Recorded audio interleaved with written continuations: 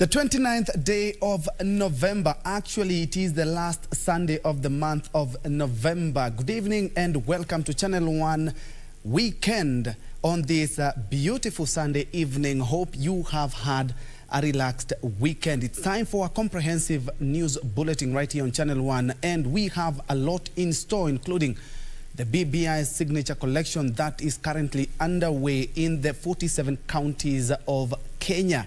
Plus, tonight, our very own Safin Achieng Ouma will be speaking to the NMS, Nairobi Metropolitan Services Director General Mohamed Abdallah Badi, on the plans that he has for Nairobi City and, of course, his future plans as well.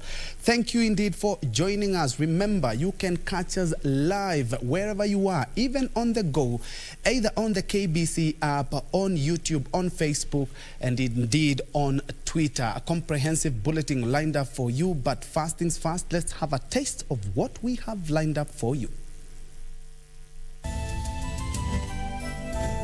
Tunaangalia tu pale ambia vitu vinafinya, ndio tunasema rekebisha hapa, rekebisha hapa. Kwa hivyo hata kama hatujafanya ile ambayo wewe ungependa uone huko ndani, wakati mwingine itakuja. Hii BBI ndio itaendelesha hiyo amani ambayo tuko nayo hapa Kenya. Kwa hivyo mimi ya kwanza nina support sababu ya hiyo. It is all for BBI's signature drive as leaders endorse and rally their supporters behind the exercise. 711 new infections in 24 hours with 7 fatalities as the country's COVID-19 statistics depicts a worrying, hopeless tale. And DCI detectives arrest a 24-year-old woman for draining her victim's bank account millions of shillings after dragging him in Nyali, Mombasa.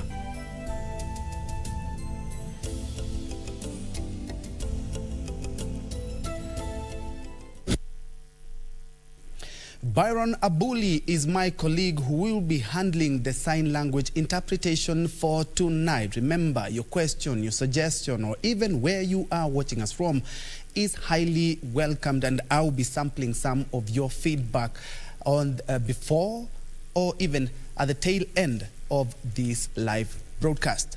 Welcome, my name is Njue. We begin with the BBI, where the Information, Communication and Technology Cabinet Secretary Joe Musheru is now calling on Kenyans to support the ongoing Building Bridges initiative to foster peace and stability in the country. Musheru, who was in Njue, said that the country has been able to spur its economic growth because of the tranquility thanks to the handshake between President Uhuru Kenyatta and ODM leader Raila Odinga. This as a section of ODM leaders called on the Deputy President Dr. William Ruto to come out clearly on his stand on the Building Bridges Initiative bill. ICT Cabinet Secretary Joe Musheru, who was in Njue, said Kenya will witness a new rebirth through the BBI process. Hii BBI ndio itaendelesha hiyo amani ambayo tuko nayo hapa Kenya. Kwa hivyo mimi ya kwanza nina support sababu ya hiyo. Musheru called on the youth to support the constitutional amendment bill, saying it aims at empowering the young people economically. Youth is the future and they are also the now. Na kwa hivyo lazima tufanye kazi nao pamoja, lazima wawe na hiyo council na commission ambayo itasaidia ndio tuendelee na mambo mengi. The main ghost in this country is corruption. And this BBI has also said cases now will have a time limit. Meanwhile, sections of ODM leader are calling on the Deputy President William Ruto to come out clear and state his stand on the BBI referendum bill led by Secretary General Edwin Sifuna. The opposition party leaders say the DP should be categorical on his position on the referendum bill, as some issues he had been uncomfortable with have not been dropped. Yeye alituambia hataki mambo ya prime minister na deputies wake, bado ziko ndani ya BBI. Kwa hivyo unaunga hiyo ama hauungi? Anaunga prime minister ama haungi, kwa sababu alituambia hataki. Wewe kubali ukue upinzani kama deputy, kwa sababu umeamua kuchukua hiyo direction, ndio hii ikue tamu. Sasa tunataka kumuona akienda akiweka saini lete watu wote watangatanga waeke saini ili Kenya yetu tuweze kwenda mbele. Well, a section of Western leaders led by Devolution Cabinet Secretary Eugene Wamalwa are calling on the area leaders to work together to marshal support for BBI in the region.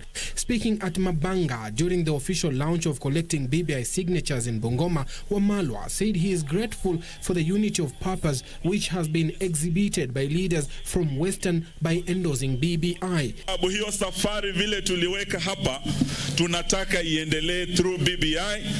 When we are fighting for a united country called Kenya, wanasema ukarimu huanzia nyumbani na umoja pia huanzia wapi? Nyumbani. Tuwe a big unit na ikifika 2022 tukae mezani tuulize ni chetu kiko wapi watu wa Western. Well, in Kisii, Bungoma Senator Moses Wetangula said some contentious issues that were contained in the Bomas BBI report have been dropped, and the new document being presented to Kenyans has much improvements which warrants the support of all leaders. Final draft that we signed to at KICC is a document that represents the aspirations of Kenyans. Many of the contentious issues have been edited out. Many of the issues that were causing divisions have been removed, and we now have a document that will lead this country to a very tranquil, a very successful future. And in Nairobi, the Linda Katiba Civil Society Group is now questioning the motive behind the Building Bridges Amendment push. The group claiming the vigor to change the constitution is a crafted plan to benefit some few individuals in power. The group questioning the constitutionality of the process, claiming as a state-sponsored, it should be initiated through parliament. A people's process should not only be guided by the people, but cannot be used using state resources. Suleimanieri, Channel 1 News. And still on the BBI report, opposition leader Raila Odinga has ruled out further changes to the Building Bridges Initiative document, saying the bill has already been published. Raila, who met Muslim leaders in Mombasa to drum up support for the document, said those seeking further changes must wait until another opportunity to amend the constitution presents itself.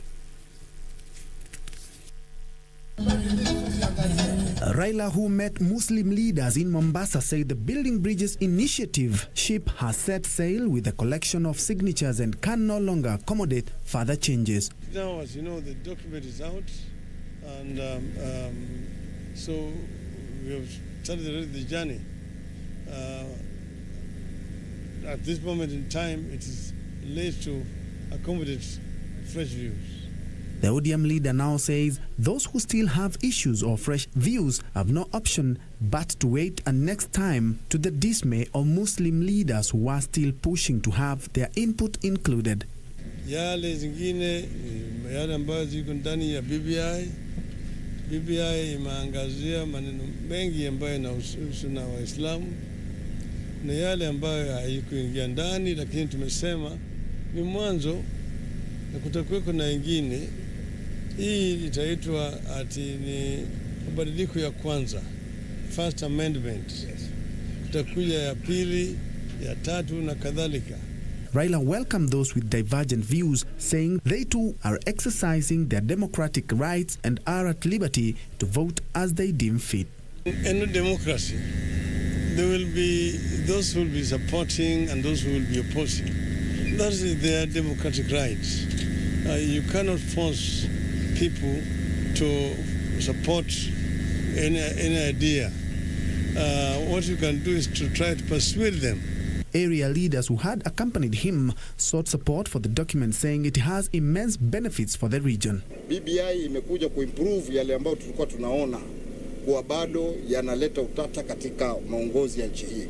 Kwa hivyo sote sisi tunamuunga mkono Mheshimiwa Raila Amolo Odinga kwenye kozi hii na tunampongeza kwa ile handshake ambayo imeleta amani kati ya yeye na Mheshimiwa Uhuru Muigai Kenyatta.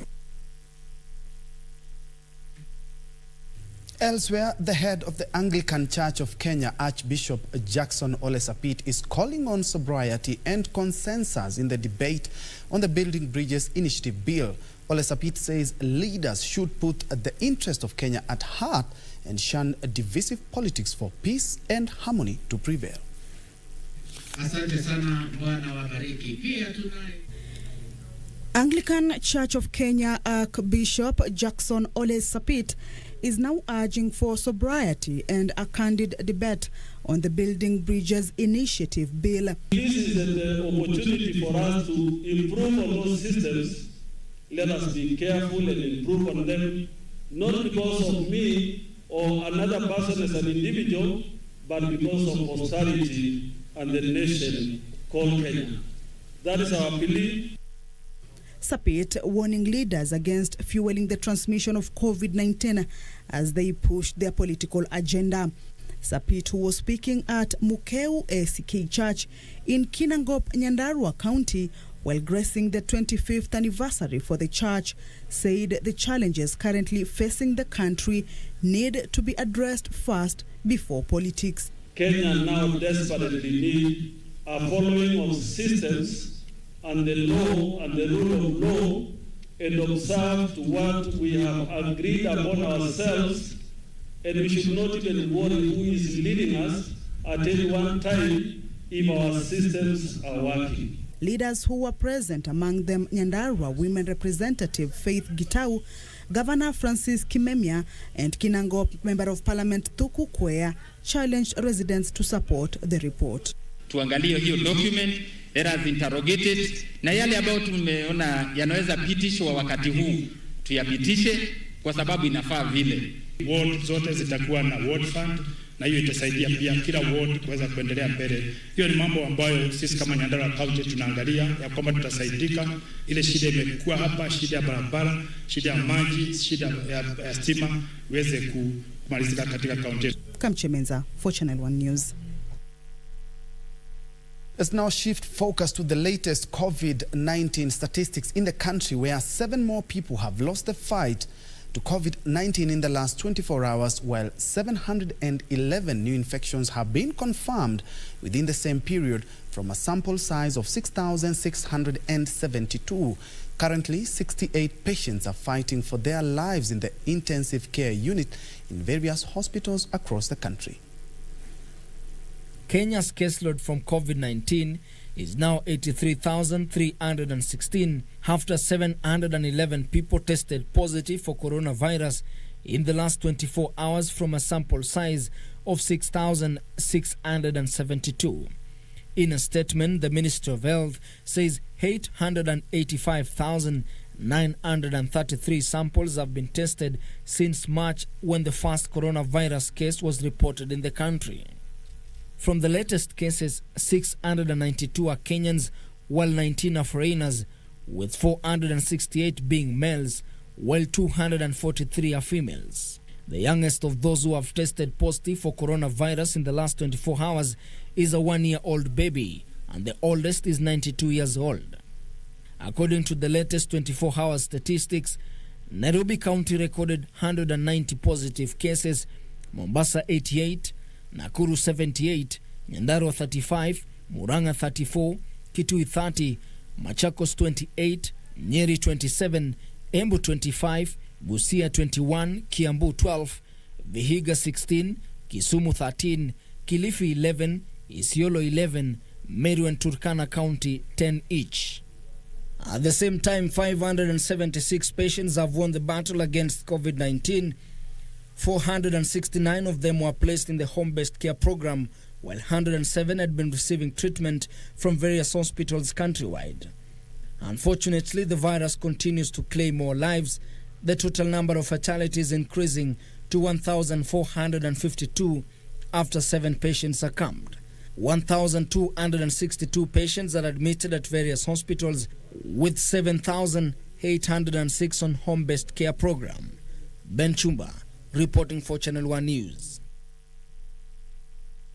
Moving on, a 24-year-old woman has been arrested by the Directorate of Criminal Investigations detectives for allegedly spiking her victim's drink at a club in Nyali before stealing his mobile phone and transferring 1.7 million shillings from his bank account. According to the DCI, the suspect will be arraigned in court on Monday as the police continue to search for 2 accomplices who are still on the run. On Saturday, the detectives from the Directorate of Criminal Investigations based in Nyali, Mombasa, arrested a woman who allegedly bragged a man and stole 1.7 million shillings from his bank account. According to the DCI, 24-year-old Beatrice Mweni, while at a club in Nyali, together with her 2 accomplices, spiked her victim's drink, stealing his mobile phone, thereafter transferring the money from his bank account. The detectives claimed that Beatrice Mweni, together with her 2 accomplices, have been on the run since 8 September 2020 when the incident was reported. The DCI says Beatrice Mweni, who has been positively identified by the victim, will be arraigned in court on Monday, even as police continue to search for 2 other accomplices who are still at large. Ben Chumba, reporting for Channel 1 News. To security matters now, and residents of Sigowe, Kericho County are living in fear after the offices of the area chief and his assistant were burnt down by unknown people. A nearby residential house was also set on fire. The locals now want the Ministry of Interior and Coordination of National Government to investigate the incident. Sigowet Sub-County in Kericho County. Fire destroyed the offices of Sigowet Location Chief and his assistant. The arsonists, who are yet to be identified, also set ablaze a residential house located 300 meters away from the chief's office. According to Andrew Kirui, a village elder, nothing was salvaged from the office despite efforts by residents to extinguish the fire. Nilipigiwa simu na kijana wangu anauzanga kwa duka hapa, tukakuja mpaka hapa, tukapata watu wengi walikuwa wamejaa hapa, walikuwa wanapiga nduru. Tukasaidia ile manyumba ngine ile ya agriculture, tukamwaga maji mpaka tukasema moto. Josiah Kibet, chairman Sigowet Trading Center, decried rising cases of insecurity, appealing to the Ministry of Interior and Coordination of the National Government to intervene in the matter.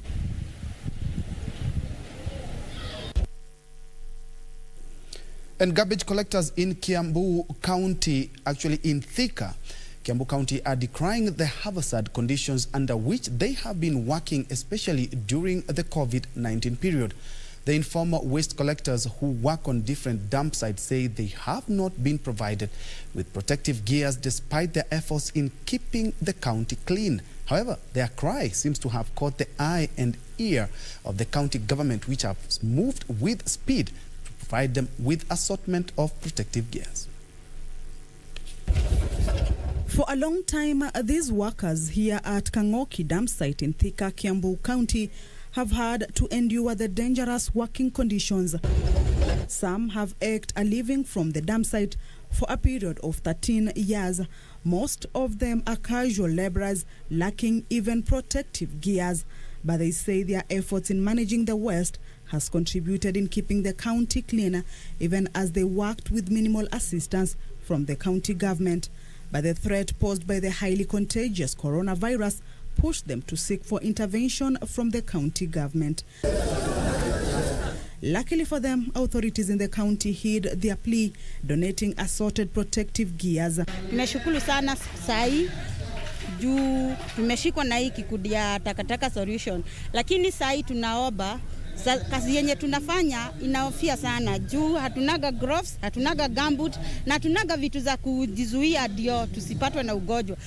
Kwa wakati huu wa corona tunaofia sana. Kwa tunapatanga pesa Kangoki, lakini pesa yenye tunapata hata kusave hatuna savings. Juu tunapata pesa tunakula. Tudogo tunye unambakisha kwa nyumba yako unalipa, hatuna pesa. The garbage collectors are further calling for recognition by authorities.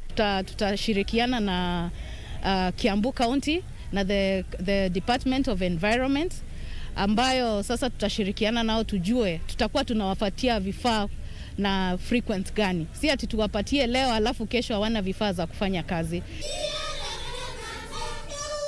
Kiambu County Director in charge of Environment Patrick Theuri assured the workers of the county's commitment in not only improving the working conditions but also train them to invest their fortunes. This particular moment and this particular juncture, the very important thing is to address the issue of COVID, because we need to protect these people, and that is why they are part and parcel of what we have been purchasing in terms of COVID. The county government of Kiambu has provided them with free masks. We have provided them with COVID-related pharmaceuticals. Waste management continues to be one of the major challenges facing urban centers, mainly in cities, marketplaces, towns, and some settlements in most of the developing countries. Kamche Menza for Channel 1 News. Now, over 500 donkeys and 3,000 dogs from Kasarani sub-county in Nairobi County have been vaccinated against rabies following an outbreak of the disease in the area. Kenya Network for Dissemination of Agricultural Technologies Project Manager Dr. Samantha Opele says the exercise was necessitated by an incident 2 weeks ago where a rabid donkey bit and infected several others. The 3-day vaccination initiative by Directorate of Animal Services in Nairobi County and Donkey Welfare Associations Brook East Africa, KENDAT, and Africa Network for Animal Welfare was conducted in Kamulu, Stage 26, Njiru, Ruai, Muhuru Mushiri, Githunguri, Utawala, and Mwiki estates at No Coast.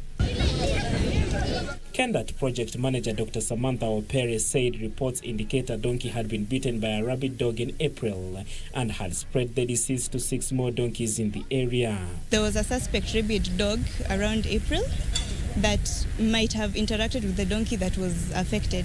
Nairobi County Donkey Owners Association Chairman Stephen Kamuiru called on donkey owners to join groups where their welfare can easily be addressed. Ningeomba wakulima wa punda pia wajiunge na hizo vikundi. Ndani mtafute viongozi wa zile vikundi mjiunge nao. Iwe rahisi kwa sababu kama si wale walikuwa na vikundi ingekuwa ngumu sana kupata hizi madawa. Area farmers have welcomed the vaccination exercise, saying they fear the disease could spread to their animals. Tulikuwa tumeleta punda zipewe vaccine ya hii mgonjwa imekuja ya kichaa. Na sababu kampuni imesema vaccination ni free, sisi wote tumejitokeza ndio punda zitibiwe tusikuja kujiletea baraka baadaye. The farmers also raised concerns over increased donkey accidents along Kangundo Road. The chairman of the National Assembly Public Accounts Committee, Opiyo Wandayi, is calling for the prosecution of those behind the degeneration of Kenya Power Company, saying it is technically insolvent. According to Wandayi, the electricity supply company should voluntarily file for liquidation instead of waiting to be taken to court. National Assembly Public Accounts Committee Chairman Opiyo Wandayi was speaking at Nyasanda Technical Training Institute in his Ugunja constituency, said the Ministry of Energy should be put to task to explain the status of Kenya Power Company. We are going to expose the groups who are responsible for the death of the Kenya Power and Lighting Company. Because as it is, the KPLC is technically and critically insolvent. Elsewhere, the church has been urged to take the lead in the fight against gender-based violence by educating the public on the physical and emotional damage caused by the social vice. According to Professor Esther Mombo of St. Paul's University, the church should, in addition to providing spiritual nourishment to faithful, denounce actions that erode core values of the society. We empower people to speak about violence, because one of the reasons violence continues in our society is because of silence. And through patriarchal systems, those who are violated are forced to keep quiet. And the national government has been urged to allow tax-free importation of mobile equipment to enable more people with disabilities to have access to the equipment. Speaking in Dumberi St. Peter Secondary School, where over 100 disabled persons received the assistive devices, Wheels for Kenya representative Haddison Bande expressed optimism the national government will intervene. Finally, a section of Catholic faithful in Meru County is looking forward to the day the body of the late Bishop Cyrus Njue will be brought home for burial. Bishop Njue died of COVID-19 in Vatican City in Italy on April 28th this year aged 92, and it is unclear when his remains will be brought to Kenya. Although born in Kivote, Embu County, it is expected he will be interred at the St. Joseph Cathedral in Meru Town, where he served until his retirement. He lived at the Blessed Joseph Alamano House of the Aged, run by the Consolata missionaries in Alpigano, Turin, until his death. Whether ikuje ama isikuje, we believe that Father Silas Jiro is resting with angels, and what matters to us is where he went there afterwards. I know he was very well prepared, and I don't mind about I cannot doubt that he is actually in heaven with our God.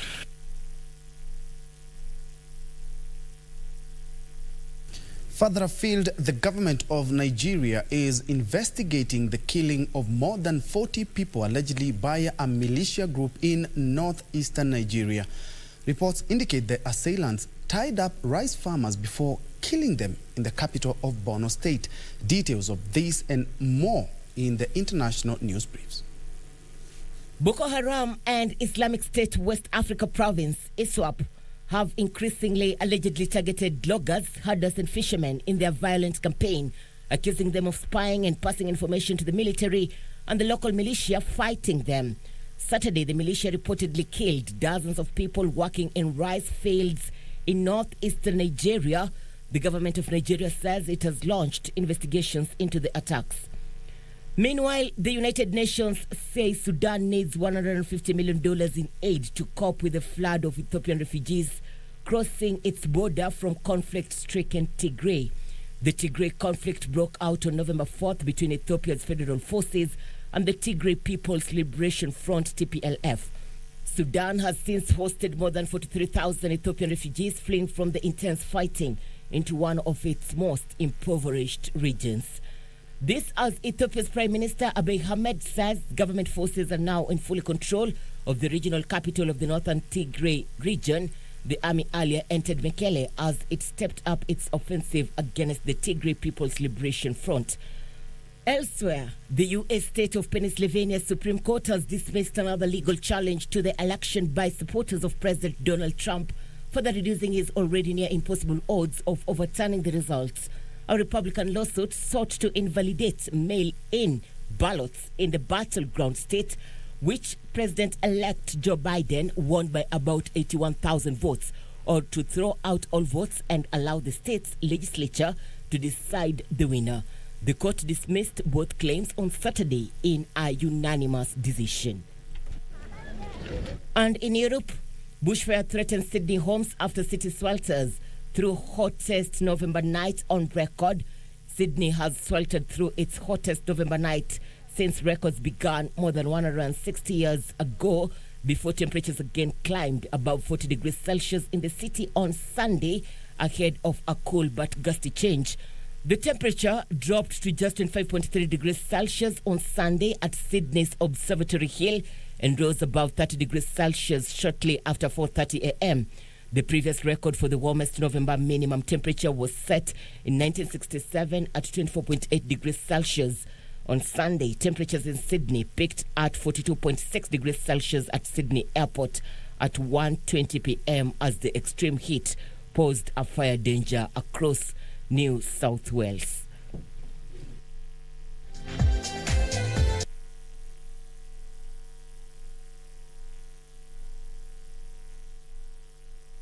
From the high temperatures down in Australia, we are taking a quick breath.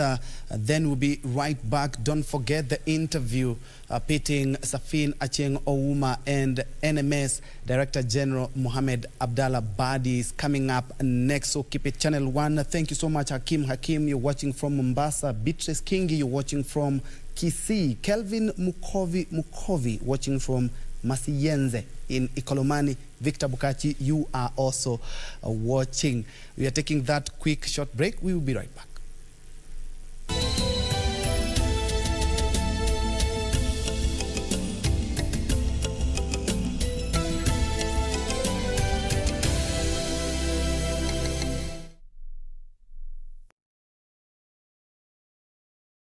When the world changed, it made us go back to the simple joys and love the little things even more, like serving up your best, eating together, and sharing more. Now, we'll take nothing for granted and always remember to taste the simple joys.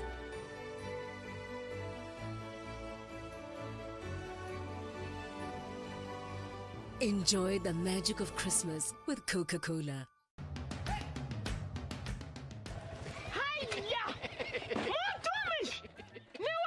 Ni mimi. Ulitoa pikipiki? Mulitani sitaomoka. Ni yako. Hii nduti ni yangu. Niliwahi pale QuickBit. QuickBit? QuickBit imekuja kusaidia wananchi kama sisi. Nilinunua 399 shillings juu nilikuwa the lowest unique bidder. 399 shillings. QuickBit shilingi moja unaweza nunua pizza. Shilingi mbili unaweza nunua microwave. Shilingi tano unaweza nunua hata gari. So tupeleke huko hata mtu aende huko. Jiunga na QuickBit ni rahisi. Enda kwenye M-Pesa, bonyeza paybill kisha weka business number 4032353. Kwenye account weka kodi ya bidhaa unayotaka na bidi yako ya chini zaidi. Kwa mfano TV 16. Kisha weka shilingi 20 tu kama idadi yako. Weka bidi yako pia kwenye www.quickbit.co.ke. Kumbuka, bidi ya chini zaidi ya kipekee ndio ununua. QuickBit, bidhaa bora kwa bei ya chini. Beginning of the year, nobody knew about this pandemic. Sometime in March, people started realizing that this is a problem.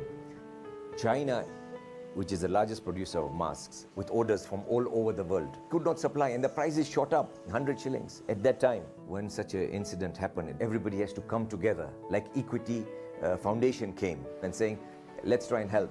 They said this is what they require, give us a pricing, and eventually they started distributing to all the hospitals.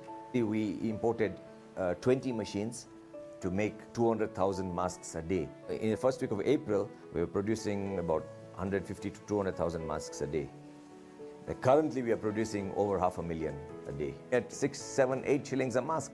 Equity Foundation has done a phenomenal job. They put the producers, the suppliers, and the people who are using it together. Right now, if you go to any hospital, in Mararal, Marsabit, Lamu, all the hospitals, everywhere, everybody's got PP. Next on. Finito just can't marry Luisa. I love him. So happy for you, and I wish you all the best. Oh, thank you so much, Ramon. You don't want to do things my way, then we have no deal. Want to report that I just saw several men deliver large amounts of drug packages at Medfair car repair shop. I will always be against that marriage of yours. I don't care, I'm marrying her. I'm going to marry her whether you like it or not. You are under arrest for drug trafficking. In Love with Ramon. Next on. Through Equity Group, the first batch of PPEs has been distributed to all the counties. We might need to take care of him as well. Are you attempting to get rid of everyone associated with Richard? You're the one who said the police are after you. So, you're saying I've done nothing worthwhile here? Saying you've got some tough decisions ahead of you. Nataka sasa niwache kila kitu tena kwa sababu yako. This is more important. Utajuaje? Binti, for once, do as you're told. They really feel that support from Equity because they didn't know where the protective gear will come. They are really appreciative about it. On the next episode of Ashoka. If you return alive to witness my might, then I assured you that you will be stunned. Don't worry about us. Think about your journey. Focus on the mission that you are heading to. People say that I am cruel and ruthless, but I have to do this to maintain order in the state. I will be very happy to assist a realist prince to reach his destination. Soldier, go and get some water!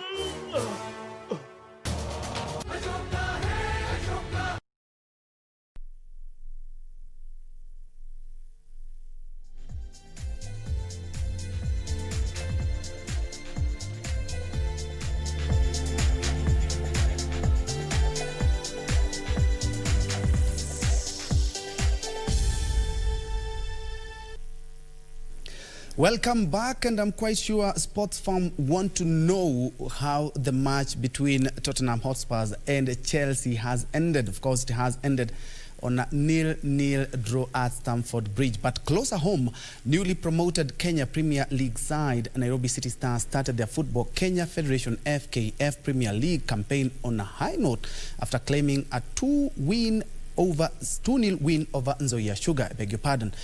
Meanwhile, KCB hammered Posta Rangers 3-0 in another match encounter.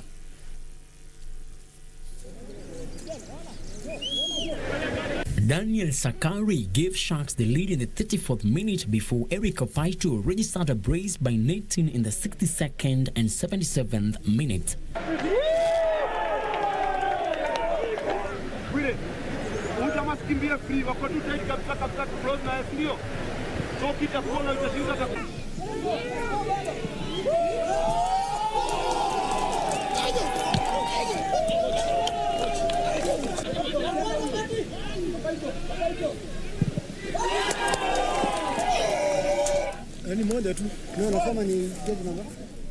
Sharks were yearning for more goals as Julius Masaba added a fourth in the dying minutes of the game.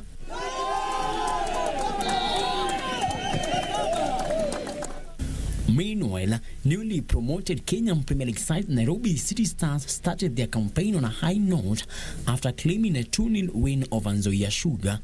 Anthony Kimani's 16th minute goal put Nairobi City Stars ahead in the first half before Olivia Maloba doubled City's lead in the 18th minute.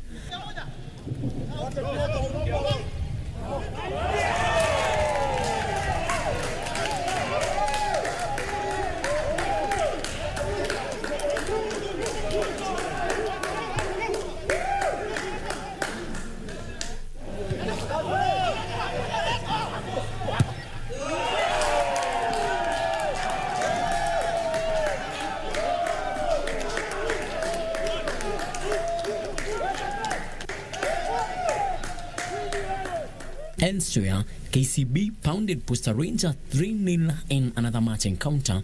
Derek Otanga was the first man on the score sheet after giving KCB the lead in the 21st minute.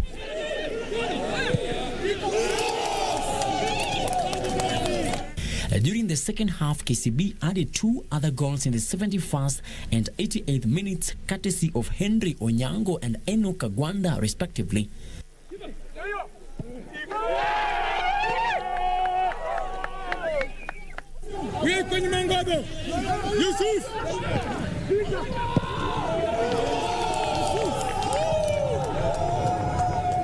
Sana, especially upande wa kwenda kushambulia, na ndio kwa maana wamepata hizo bao tatu.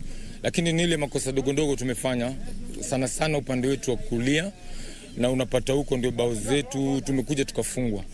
Lakini kitu ile iko ni mechi yetu ya kwanza. Alafu pia tuko na mechi nyingi za kucheza. Najua kutoka hapa leo kuna vitu tumejifunza na itatusaidia sana kwa ligi ama hizo mechi zingine zimebaki.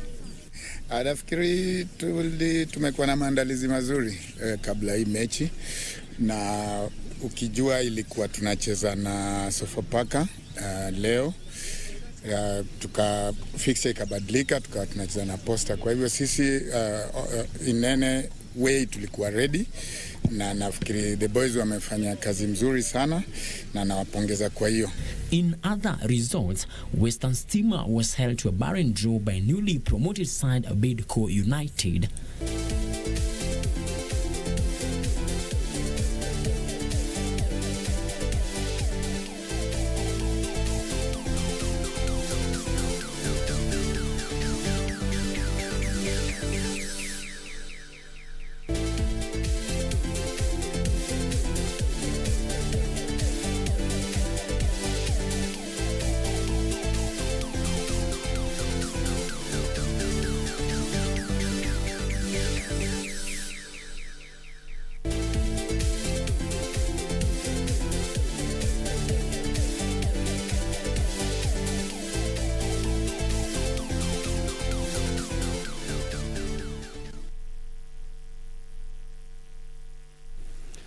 Elsewhere, the semi-finals and finals of the Tennis Kenya Junior Challenge Series will be held tomorrow after the matches was postponed today due to the weather conditions. Meanwhile, 70 taekwondo trainers are on a 3-day seminar which started today in Mombasa. The semi-finals and finals of the Tennis Kenya Junior Challenge Series will be held tomorrow after the matches were postponed today due to the weather conditions. In some of the semi-final matches set to be played tomorrow, Daniel Mbuvi will face Brandon Sangala in the morning session. Maxwell Combo will play Rish Harrier. Sophie Nelima will be on the court against Hope Bonaya. So will Faith Urasa, who will be looking to progress to the final against Alexia Mbagaya. More than 30 players are competing in the series. Meanwhile, about 70 taekwondo trainers who are black belt holders are currently undergoing a 3-day national seminar on the martial arts syllabus in line with the sports activities in Likoni constituency, Mombasa County. The 3-day training has drawn participants from 7 counties including Mombasa, Kilifi, Lamu and Nairobi. The trainers are undergoing grading courses which will in turn assist in the development of the martial arts program in the country. The training comes after the postponement of the National Taekwondo Championship, which was to be held in April this year and will now take place in April next year. Kama hakungekuwa haswa na ile ukuzi development hatungekuwa hapa. So kuwa hapa kwetu kuna maana makuu sana. Manake kila jambo after every other time tunafanya huu mchezo, tunakuwa na seminar kama hizi. So hiyo syllabus ambao wanaitumia ndio tunataka tuweze kuiboresha katika nchi yetu. At least wachezaji wetu ama tuseme wale ambao watakuwa wanataka opportunity za kuweza kwenda katika international championship, world championship, even Olympic championship waweze kuwa katika program ambayo si ya kubahatisha. Finally, 360 golfers took part in the Captain's Prize Golf Tournament, which ended today at the Muthaiga Golf Club. The 3-day tournament saw 240 golfers tee off on Friday, while the other 120 began their challenge on Saturday. The Captain's Prize 2020 was one of the pinnacle events in the Muthaiga Golf Club calendar, and the winners of the main prizes were rewarded today. We are here today to support Muthaiga Club. It's a captain's competition. Muthaiga, we have many supporters here, and we're also trying to sensitize our services, mostly the Maisha evacuation scheme, which is a low-cost cover, which we want to push and for people to have, just for any emergencies when you need a medical evacuation. It is an event that sees an average of 240 players competing per day.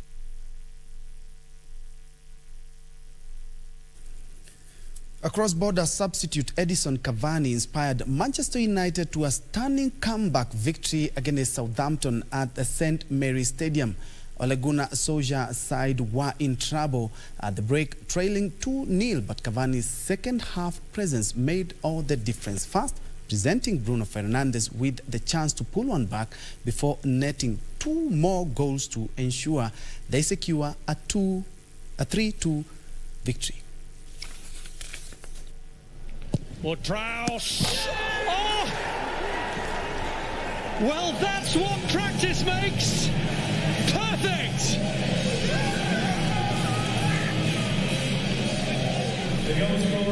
David De Gea is distraught. He felt he'd got to it, but he couldn't keep it out. Here's Cavani. And Fernandes offers Manchester United a lifeline. Well, finally, United find the composure, the finishing touch, which has eluded them. Comes and gets there. It's lined up for Fernandes to hit one, and it's turned in by Cavani. A diving header from the substitutes, and Manchester United have turned it round. Rashford, Cavani!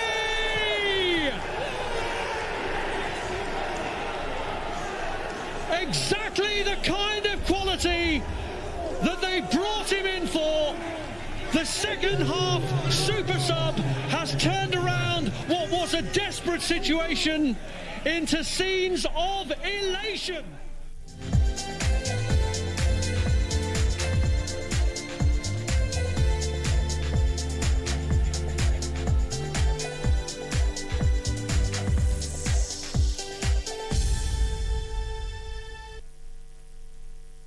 Of course, more of the sporting actions in less than 20 minutes, where Arsenal will be facing the Wolverhampton Wanderers, if you like, the Wolves, at the Emirates Stadium. But away from the sports, Major General Mohammed Abadi has been tasked with steering the Nairobi Metropolitan Services. But that interview will be coming after Irene Mchuma Odim gives us the latest in the weather forecast.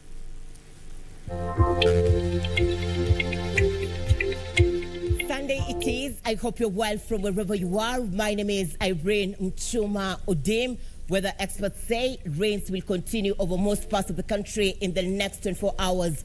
Tonight, there are showers over several places in the county of Nairobi. This is also affecting Meru and Nyeri, equally in Kirinyaga, the Lake Basin region. There are showers accompanied by thunderstorms over several places. This is affecting the western sector and the northwestern parts of the country. And that is how the nights will be. Tomorrow, waking up to a rainy day here in the capital, and also Meru and Nyeri, the northeastern parts of the country, will mainly be sunny. It will also be sunny over the coastal strip, but the county of Mombasa will experience showers over a few places during the early morning hours. Machakos, Makindu, Voi will largely be sunny with cloudy weather conditions characterizing a few areas. There will be rains in Garissa. The northwestern parts of the country will be sunny, but there will be rains over a few areas along the border of Kenya and South Sudan. In the western sector and the Lake Basin region, it will be sunny, but there will be rains in Kisii, Kakamega, and Bungoma areas, and that will be over a few places. A scenario that will change during the afternoon hours. There will be an increase of wet conditions over these parts of the country. There will be showers accompanied by thunderstorms. The capital will experience showers over several places during the afternoon hours, and these are weather patterns that will also be experienced in Machakos, Meru, and Nyeri, equally in the coastal strip. There will also be showers in the county of Garissa. The northern parts of the country in the afternoon will mainly be sunny. Only a few areas in the county of Samburu will experience wet conditions. Let's cross over to temperatures. And Monday, this is how it will be. The highest across the country will be experienced in Lodwar and Mandera at 35 degrees Celsius. The capital will experience highs of 24 degrees Celsius. And for you in Voi, be prepared for highs of 30 degrees Celsius. How about to cross the borders and have a look at the international forecast? Rain or shine, be well and be safe.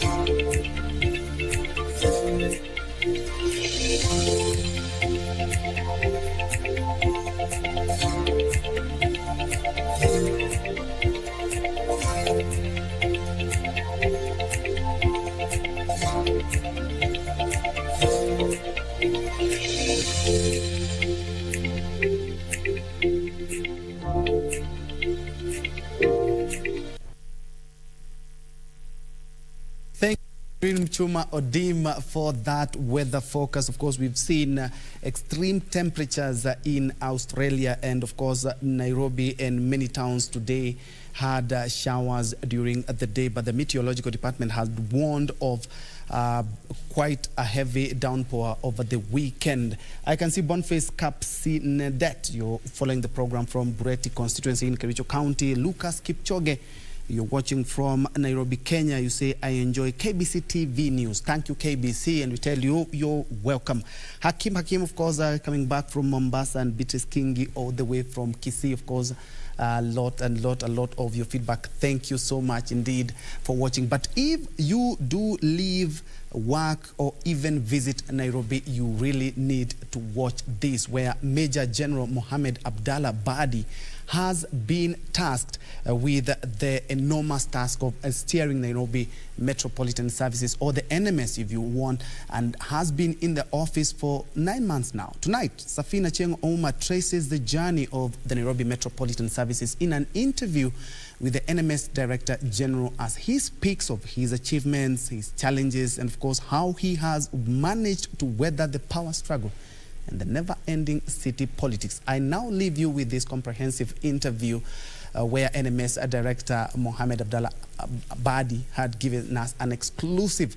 But from me, Bentro Njue, and Byron Abuli, who has been our sign language interpreter for this evening, I thank you so much, and on behalf of the big crew that works tirelessly to make sure that you have this comprehensive news plus much more. Thank you so much, including my director for tonight, Amos Ogweri. Thank you so much for watching. Tomorrow is also another day. I'm wishing you a new week, and also a new month. We're entering the month of December after tomorrow. Good night. Thank you so much for joining us. We are just about to have a very important conversation. We are tracing the journey of the Nairobi Metropolitan Services, which was established at a time when Kenya's capital, Nairobi, was on the verge of falling apart. A leadership wrangle that denied Kenyans a chance to benefit from service delivery and other functions that they ought to have gained as a citizenry. At that time, President Uhuru Kenyatta established the Nairobi Metropolitan Services and placed Major General Mohammed Abdallah Badi as the man in charge of this particular docket as the Director General. What are some of the things that he has done that you would term as his key achievements? Has it been easy for him? And what is it that he plans going forward before his 2-year term elapses? That is the conversation that I'm just about to have with the man himself, a highly decorated military man who is respected and has achieved quite a lot, just to understand what is his vision for Nairobi. Thank you so much, sir, for creating time for us. Thank you very much. And to start off my vision is to have an all-inclusive modern green city of choice for habitation, investment and tourism. So that's roughly my vision. My mission is to provide efficient, reliable, safe and sustainable integrated infrastructure systems and services for socio-economic development in the Nairobi metropolis. Now, that's my the vision and mission. And of course, my motto is where efficiency meets effectiveness. Efficiency meets effectiveness. Thank you so much for starting us off on that particular note. And we are now just going to be breaking all that down to see how you seek to achieve all that. Okay. Let's begin by you just telling us how the road has been for you. It's almost 9 months. Yeah. You took office at a time when there was a heightened political temperature in Nairobi County. I don't know how you term your journey so far, sir. Well, it wasn't easy from the start. And remember when we were appointed, it was 18th of March this year, and that's the time COVID had just been announced in Kenya. So we had to work under the COVID conditions, which are not easy in terms of development projects. And of course, the turmoil of what was happening in the county assembly then. But we came in with the mandate of the 4 transferred functions, mainly health, lands and physical planning, water and sanitation, energy, transport service, and public works. Now, those are major functions in Nairobi. And if you look at transport, roads, and public works, most of the roads were damaged. There were clear plans on how to rehabilitate them, but they were not implemented. But again, there has been hustle and tussle in that job. Most of the time you find the governor refusing to accept for me to get my budget. Most of the time he rushes to court to stop any budget allocation. So this sort of frustrates the effort. How are you sailing through the political, influence and the power struggle that is currently going on between you and the Nairobi Governor Mike Sonko? Well, initially we had no issues until the transfer of budget came to me. So that has been the major struggle. And of course, he's been on and off in court to object to what we are doing. But in terms of development, again, even the area members of county assembly noticed that my work was service delivery and not politics. So majority of them are now backing me, and you can see that any vote of budget, they pass it unanimously, all of them vote for it to come to me. So that has been the greatest advantage I've had. But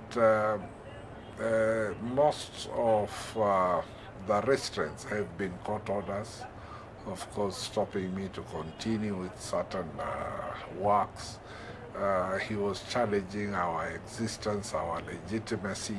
So all these court processes sort of frustrated some of the efforts. But nevertheless, we are now getting above it. We have been approved by court and now continuing with the projects and service delivery. Who is who in Nairobi County? Are you taking over his job, or what is it that is happening?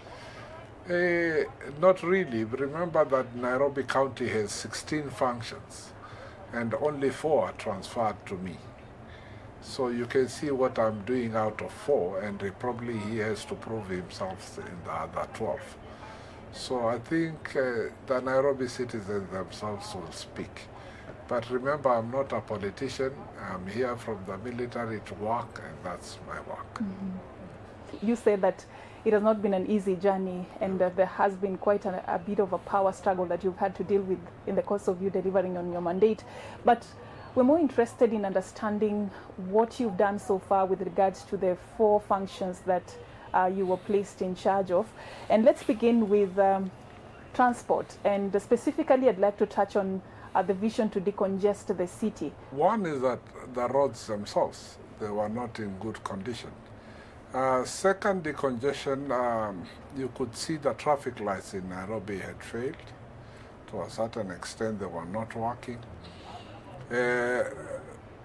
Third,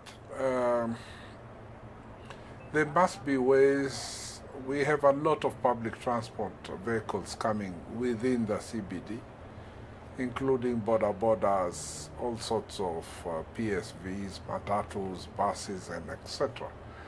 Now, within the CBD, it denied chance for people to drive their cars freely. Most of the roads were packed with traffic jam. So we first embarked to know what was the problem of traffic lights. Unfortunately, the contractor who was given the contract to repair was not paid. And he was paid initially, but the remaining sum was not given to him. And the contractor was from China, and he had taken off because of frustrations he was getting at City Hall. So we tried to trace him through the Chinese embassy, and the embassy was very nice to us. They traced him and called him back. We paid him the balance and they finished the work. So now most of the traffic lights are working. That all sorts of ease the problem of traffic policemen or traffic marshals marshalling cars around all corners and roundabouts. Second, we started the project of seeing how we can have bus terminals just outside CBDs, so that every route plunging into Nairobi will have a destination just outside CBD, and they will turn back to go ply the same route to and fro. So we have identified bus terminals, different areas of the city, like the Nairobi Railway Club is where we are building a modern bus terminus that will cater for the vehicles coming from Mombasa Road and the Ngong route. So they will all end up there. We have another terminus at Landis. We have already 2 terminus at Desai Road and Park Road for thicker matatus and that route coming from Westlands. We are also acquiring certain lands here near Grogan Road at the Globe roundabout, just next to it, to have another terminus for all matatus coming from Isli and so forth. So different routes. We have another one in Westlands, near where the expressway crosses the bridge. So we are making these terminals, and we intend to make them into modern bus terminals where there is a pickup point, a drop-off point, and resting areas for matatus where we'll have abolition, places where they can shower and change, several restaurants for both the matatu drivers and the passengers. We'll have police posts at different the matatu terminus. So we intend them to build them into modern terminus, and this will decongest actually the city within the CBD area. There will be easier flow of traffic within that. Then, in cooperation with Kenya Railways, we have now started the commuter rails that His Excellency the President launched around 2 to 3 weeks ago. These commuter rails will be bringing most of the passengers from heavy areas like Embakasi, Ruiru, and so forth. So once the passengers use commuter rails into the CBD, the railway station within CBD, we'll have the BRT buses that will be ferrying passengers from the railway station to the different matatu terminals. And then somebody can, if he has an ongoing journey, he can go. And if those passengers are coming within CBD, then this is just a walking distance. So that will sort of ease a lot of people using personal vehicles to come into CBD. In terms of the parking spaces, turning them into pathways and cycling lanes, what impact did that have in terms of revenue collection, and how did you bridge that gap? Of course, to modernize the city, there must be certain compromises. Yes, it doesn't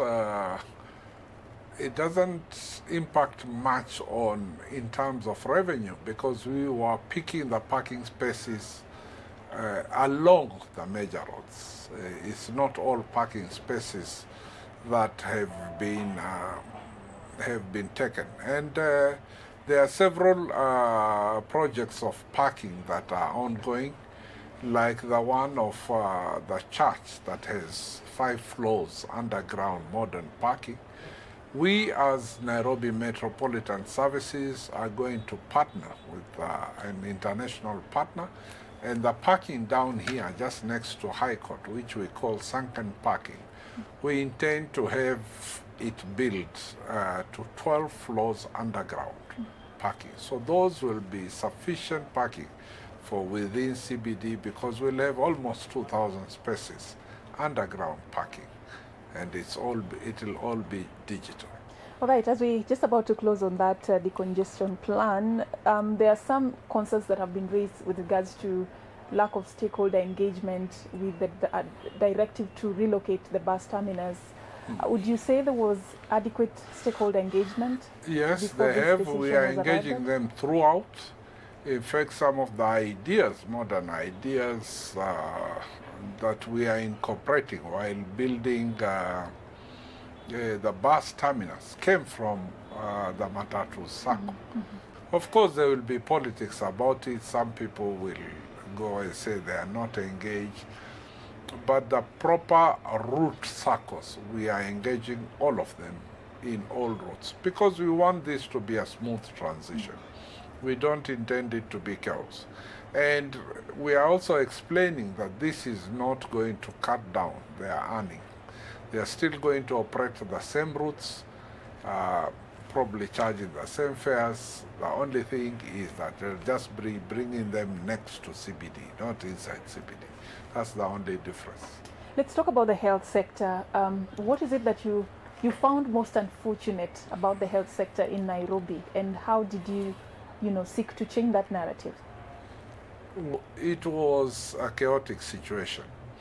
But the most unfortunate, when it came to health, there was no health facility in any of the slums. And this was since independence. In Mukuru, there was one Catholic dispensary run by an NGO, and it had an 8-bed capacity. 8 beds catering for close to 500,000 people.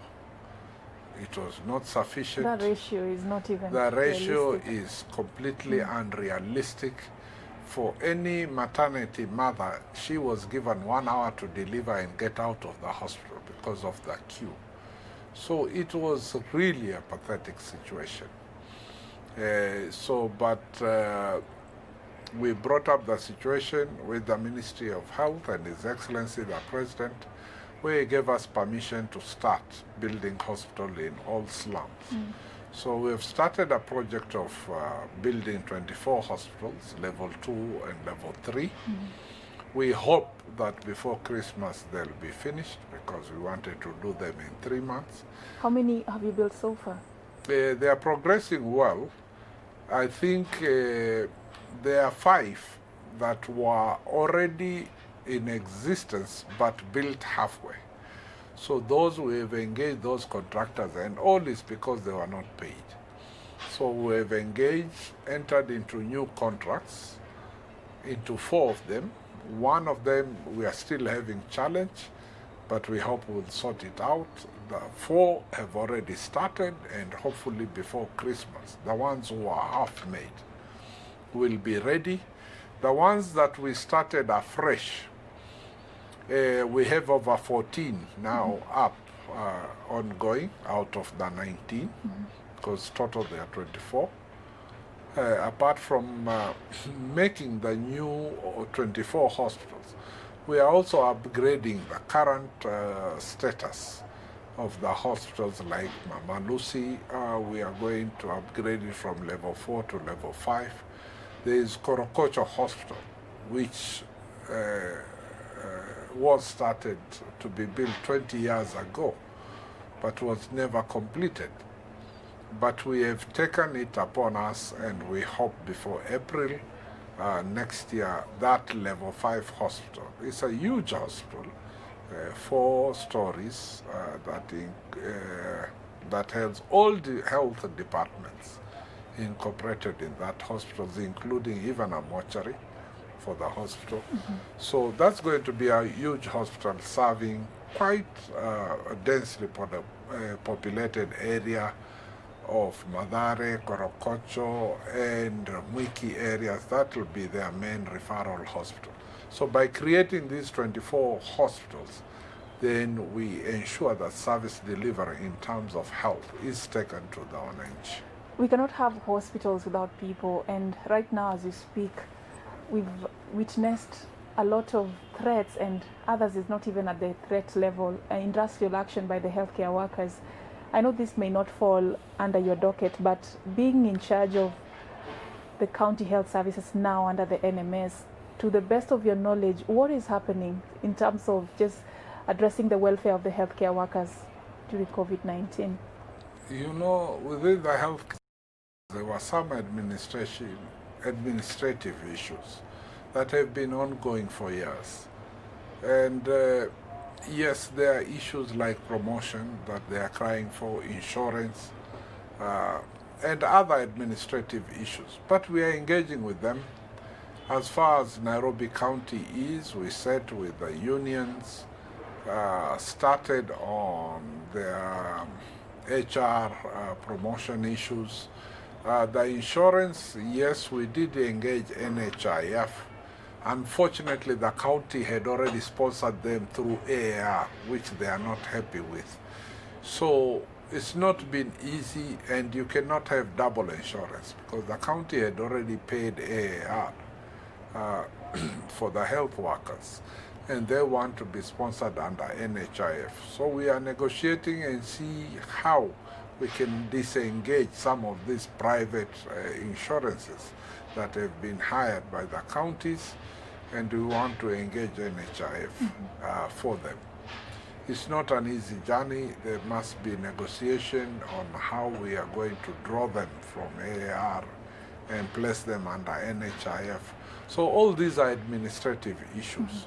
Of course, the term of PPEs, we are engaging to ensure that there are sufficient PPEs in all the county hospitals.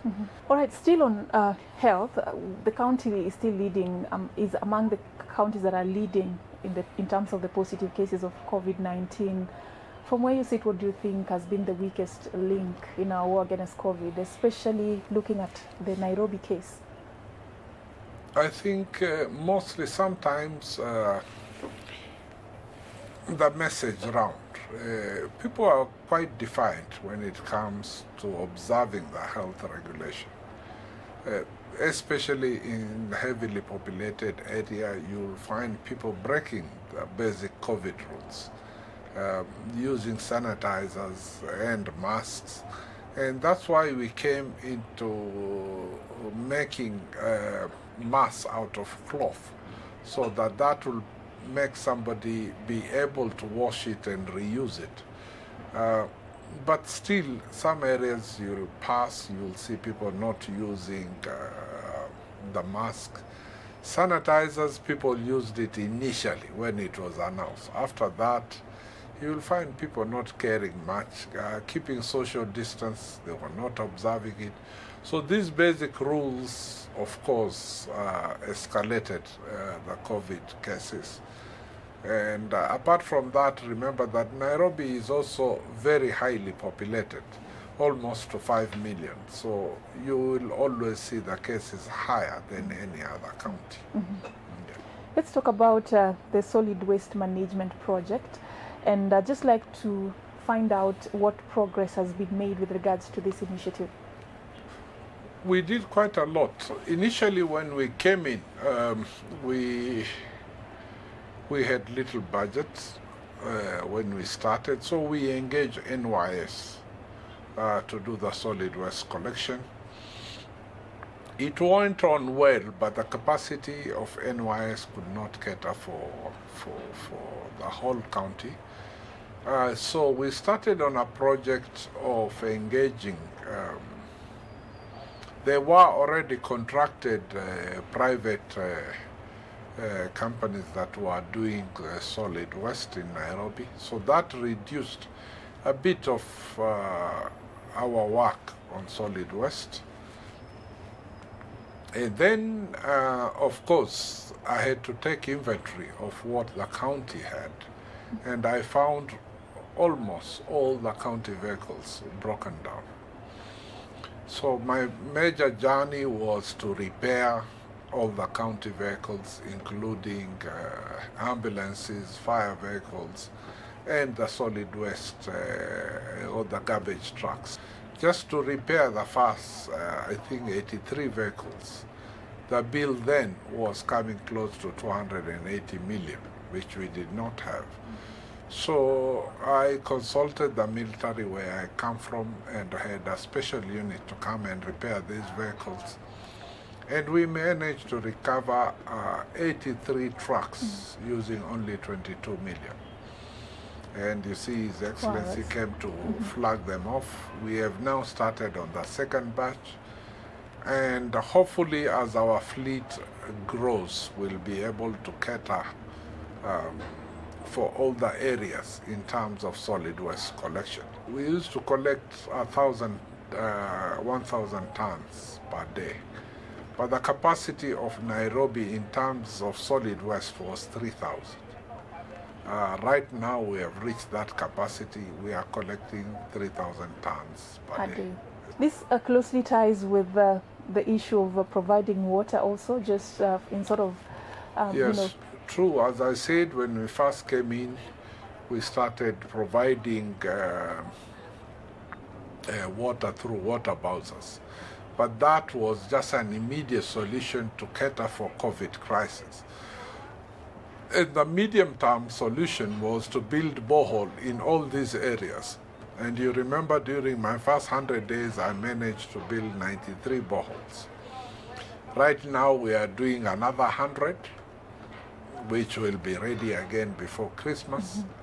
So with 193 boreholes around Nairobi County, I think it will cater for most of the water shortages. But that's not a long-term plan. There is going to be a total rehabilitation of the water infrastructure that will cater for the shortages of water. Remember that Nairobi actually requires around 800,000 cubic meters per day. Right now, the current infrastructure is producing around 525,000 cubic meters. So there is almost 275,000 cubic meters shortage per day. With these boreholes, we have reduced it with another 12 or 15,000 cubic meters.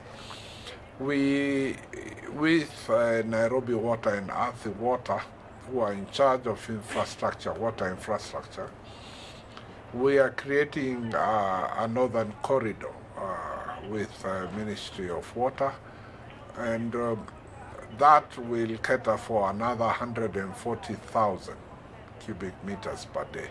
So as we go on improving the infrastructure, we will cater for the current shortages and also project for future expansion of Nairobi.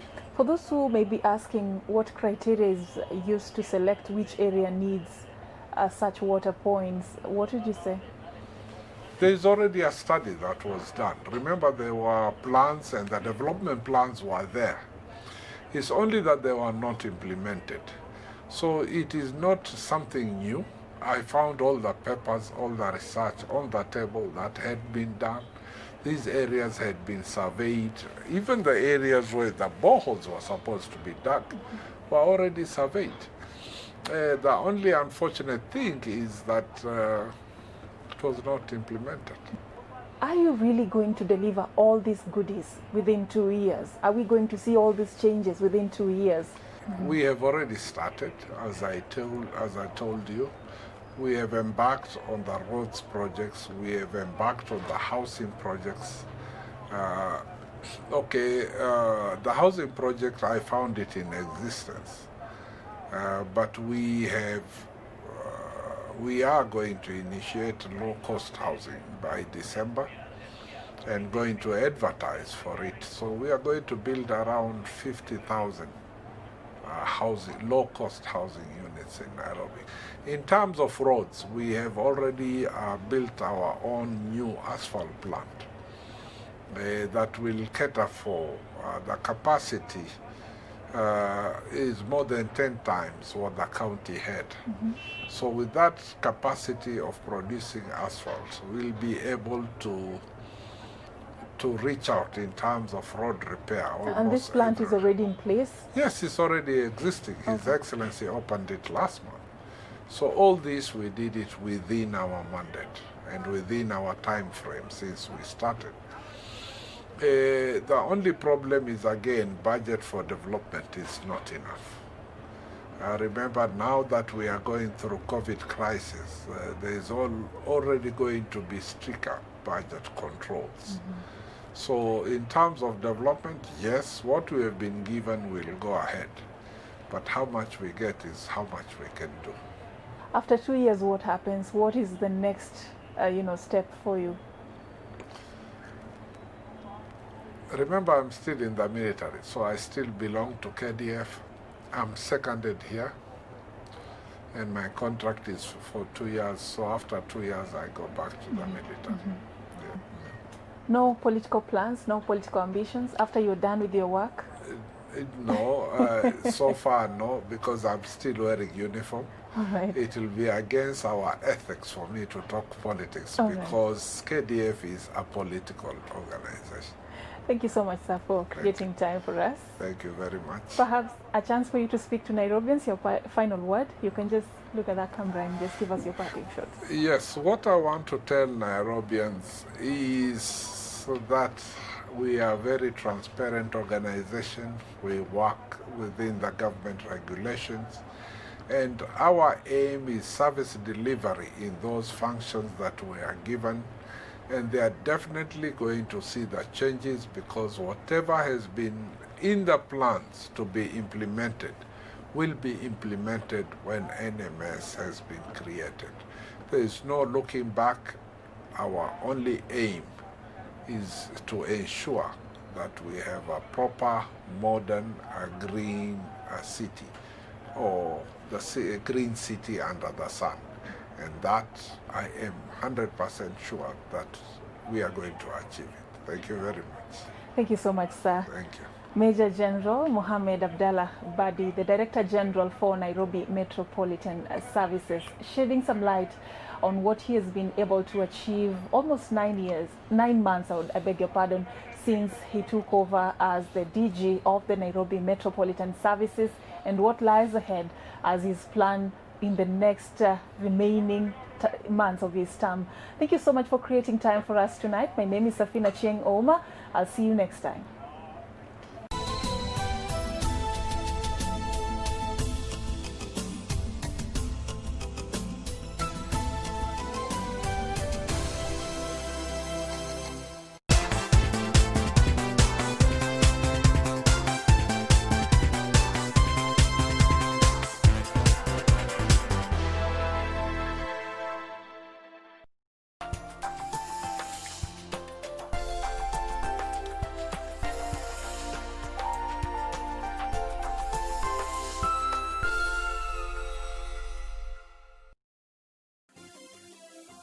Vera Beauty College. Vera Beauty and Fashion College, with branches in Nairobi, Eldoret, Thika and Meru. Did you know that we are a TVET approved institution? We offer courses in fashion design, interior design and soft furnishing, event decoration, flower arrangement, event planning, hairdressing, barbering and dreadlocks, beauty therapy, makeup, nail technology, spa massages, teaching skills, TOT, solo business management, and many more. Register now and visit our website on www.verabeautycollege.com. You can also call on 0725 923 550 Nairobi branch, 0728 087 689 Eldoret branch, 0722 22 7428 Thika branch, 0725 000 706 Meru branch. Vera Beauty and Fashion College, a TVET approved institution.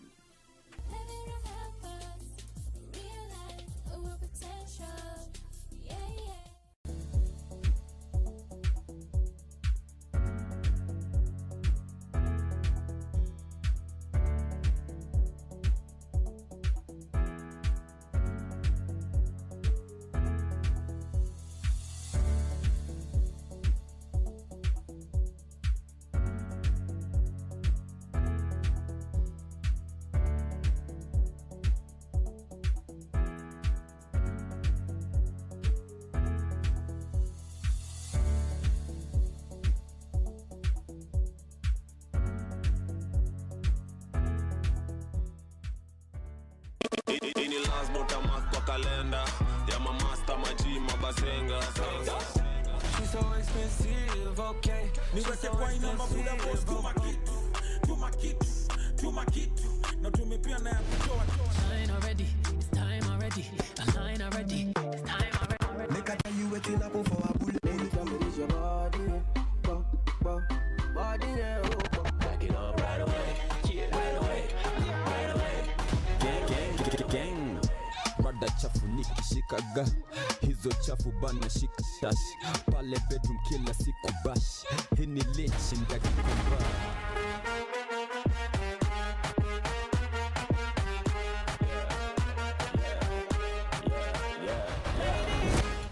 On the next episode of Ashoka. If you return alive to witness my might, then I assured you that you will be stunned. Don't worry about us. Think about your journey. Focus on the mission that you are heading to. People say that I am cruel,